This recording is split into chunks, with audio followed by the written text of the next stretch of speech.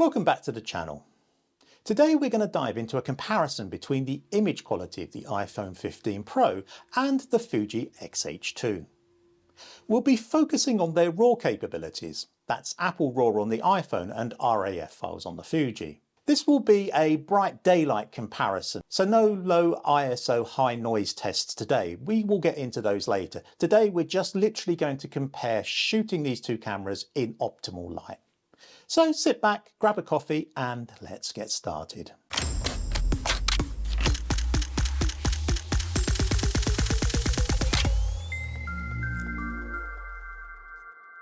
Don't forget to stay tuned to the end to see the side-by-side comparisons of both cameras. First of all, let's set the stage with a quick look at what we're dealing with. The iPhone 15 Pro is Apple's latest and greatest. It features a 48 megapixel sensor with advanced computational photography. Meanwhile, the Fuji X-H2 sports a 40 megapixel APS-C sensor and it's well loved for its colour science and film simulations.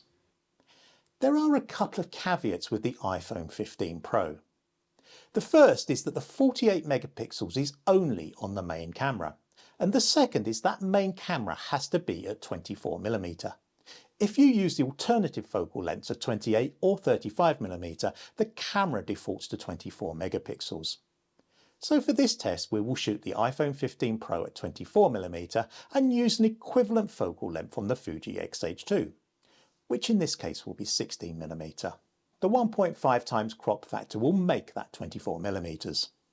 The other thing to note is that the iPhone has a fixed aperture of f1.78, so I will shoot at the maximum aperture on the X-H2, which will be f4 using the 16 to 80mm lens.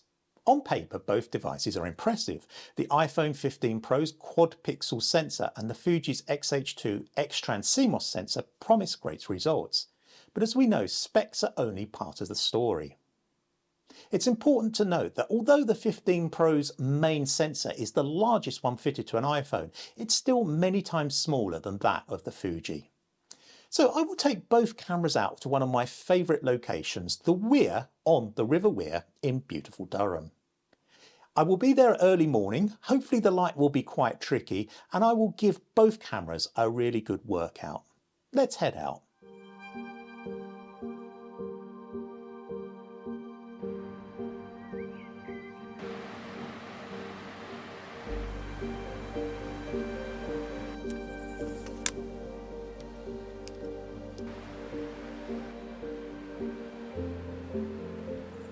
So having spent a lovely couple of hours in Durham, I've imported the images into Lightroom. As usual, I've not applied any sharpening to either set. First of all, we will simply compare the unedited images in Lightroom. Then we will carry out a mild edit to the X-H2 RAW and attempt to match it with the iPhone RAW. Lastly, we will heavily edit the Fuji RAW and then apply the same edits to the iPhone RAWs. If you're enjoying the video so far, a like would be great and a sub would be even better. If you would like to see a more detailed comparison of these cameras, including low light and video tests, let me know in the comments below. So here we are with the images in Lightroom. The ones in red are the Fuji files and the ones in green are the iPhone DNG RAW files. I've got two variations of the same scene basically. This one here, the sun is just behind the buildings and the tree line here, giving us an image with quite tricky lighting. And the second one, the sun is above the tree line and demonstrating the issues with flare. So what we'll do is we'll compare the Fuji and the iPhone images without any corrections, just literally as they are. I shot them slightly underexposed, about one stop in both cases, so that we could maintain some definition in this sky. We've lost a little bit in the shadows, but that'll be interesting when we do the edits on them to pull that back up to see if we see how much noise we get in those shadows. So let's have a look side by side, and we'll zoom in first here. This is 100% on the Fuji on the left. You can see it's pretty sharp, there's quite a lot of detail in it, even in these shadows areas. It looks a little bit mushy here, but overall looks pretty good. The iPhone, not quite as sharp, actually captured the sky a little bit better. But the dynamic range is clearly better on the Fuji. It's a much narrower dynamic range. You've got the blown out highlights of the sun here, and then it goes all the way down into the sky there. Whereas I think we'll be able to pull back the sky a lot better on the Fuji files. Sharpness wise, pretty close. Both very good for 48 megapixels. The X-H2 is slightly sharper. As I said, there is no sharpening applied in this. The tree line, it's a little bit mushier, quite a lot mushier in the actual iPhone image than it is in the X-H2. So what I'm going to do now, I'm going to go and take this first Fuji file and I'm going to edit it into a reasonable looking image, nothing spectacular, just a reasonable looking image, and then we'll see if we can match that look on the iPhone image. So I think what we need to do with this particular one, first of all, is have a look at the histogram. We're clipping very slightly in the highlights here. If I roll over there, that's to be expected. We're shooting into direct sunshine. We'll bring the highlights down very slightly, and you can see that has actually recovered the clipping. If I go roll over now, we now have no highlight clipping.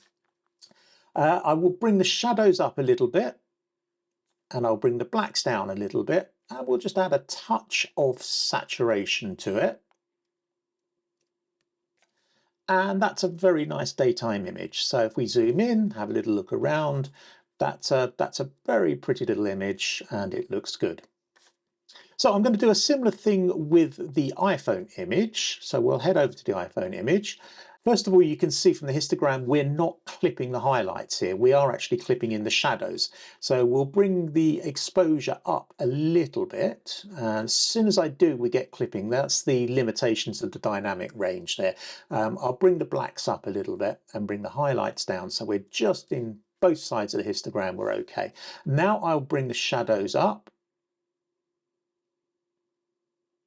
And again, we're looking pretty good there. Again, we'll add a little bit of saturation. I'm going to just back those shadows off very slightly. And that's good. Let's go back to the library and have a look at those two images side by side. And I think, as you can see, both images have actually come out pretty well. On the left, we have the iPhone image. On the right, we have the Fuji image. The Fuji is clearly sharper. There's clearly more definition in it. They're still very mushy in the trees here. But we come out, there's certainly more dynamic range to be captured in the sky. And we'll have a look at that in a moment because that's what we're going to do. But overall, I think the iPhone image it's not far off the quality of the Fuji image. But this is a reasonable light test with minimal editing. So let's just head back over to the develop module. And what we'll do is we'll take the Fuji up a notch. So if we select the Fuji, and what we're going to do now is we're going to pull the sky down and we're going to bring the shadows up even more and we're going to saturate it. We're going to see how far we can push it. It may not look a natural image, but we are trying to push this to the limits of its capability, this RAW file. So what we'll do is we'll select the sky. And we'll pull down the highlights on the sky and see how far we can come down and keep it looking fairly good. Getting a little bit of haloing up here, that's to be expected. I think that looks probably okay. We'll just add a little reduction in temperature to make that sky look a little bit bluer. And we can bring the whites up a little bit, just like that. And bring the highlights down a little bit more. And that's good. Let's go back to the main image and just bring those shadows up a little bit more. And we'll add a little bit of dehaze because that's a bit of a sledgehammer. If we add the dehaze, it'll certainly test the limits of this RAW file. So we've added plus 30 on the dehaze there, and a little bit more with the shadows. And I think that looks, that's quite a striking image. I'd be quite happy with that. And we zoom into it. It's pretty good. There's very little haloing or anything in the sky. There's no banding in the image. The shadows have maintained. Let's go up to 200. We'll go up to 300%. There's a tiny bit of noise in the blackest part of the shadow here, but we are working from underexposed images, so we're looking pretty good there. So let's do a similar sort of edit to the iPhone. We'll select the sky again, and we'll pull those highlights down. And I'll just bring the whites up a little bit to give us a bit of contrast in that sky. And then we'll return, we'll add some more shadow levels here. Little bit of dehaze, I think we went up to about 30 on the Fuji, so we'll go up to about 30 here. And we'll have a look at that. So we'll zoom in. You can see there's a little bit of banding. There's quite a defined halo around the sun here, and then it's banding away into different colors. If we go up into the blue sky, that's actually held quite well. But let's come back down to those shadow areas. It's very, very mushy. There doesn't seem to be a lot of noise in the shadows, but the whole image here is quite mushy. We'll bring the shadows up a little bit more, see if we can see any noise in there. Ah, now here we go. Now we've brought the shadows up quite a bit. There is really quite some significant noise and mushiness in these areas here. The image is really starting to fall apart there. So I just want to show you two other images taken at the same time. First one, this is the Fuji, and I just want to demonstrate the effect of lens flare.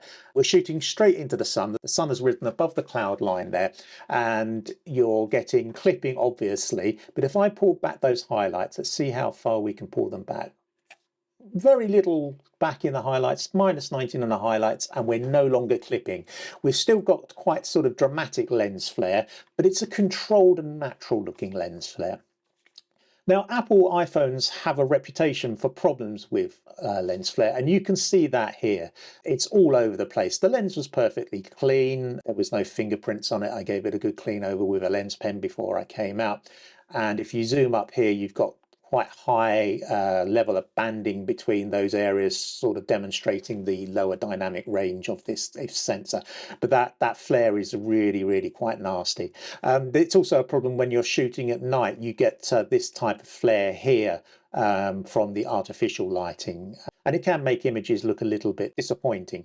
Nobody seems to have come up with a way of controlling it yet. If you know of a way of controlling lens flare on an iPhone, let me know in the comments, but as far as I'm aware, there's no lens hoods or any way of other ways of controlling it. So that's been an interesting comparison. So what's the key takeaway?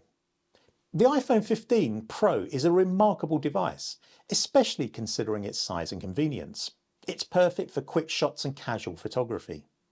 However, if image quality and post-processing flexibility are your top priorities, then it will be no surprise that the Fuji X-H2 is the clear winner. The larger sensor and superior RAW files give a level of detail that's hard to beat in a smartphone. Even at the low ISOs that we were shooting this morning, the iPhone images are not as well defined as the Fuji, even when we apply similar amounts of sharpening.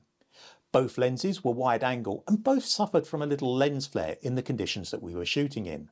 The flare on the Fuji, however, was much more controlled. Apple still has a major problem with lens flare on its cameras. Despite the Apple image being a RAW, it felt to me that some post-production was being applied to it after shooting. Apple uses computational photography to get better images out of their small sensors, and it feels to me that those multi-layers of computation are being applied to that RAW file. I might be wrong, let me know in the comments. The flexibility in post-production is clearly won by the Fuji, but that was entirely to be expected. The question is, can you use an iPhone as your sole camera? And the answer is, it's complicated. If you want stunning images that will only ever be seen on a computer screen, then the iPhone with its portability and computational power is certainly the way to go. However, if you're looking to print big and have the flexibility of a much wider range of focal lengths and editing leeway, then the Fuji or any other mainstream camera is the way to go. I plan to delve a little deeper into the usability of an iPhone 15 Pro on a shoot in September, when I will do a 5-week stock video and photography shoot around Southeast Asia using only an iPhone and a DJI Pocket 3. If you've been to Southeast Asia or you live there, drop me some suggestions in the comments below on some must-see locations. Thanks for joining me in this comparison. If you found it helpful, then please give a thumbs up and subscribe for more in-depth reviews and photography tips. Leave a comment below with your thoughts on these two cameras, and I'll see you in the next one.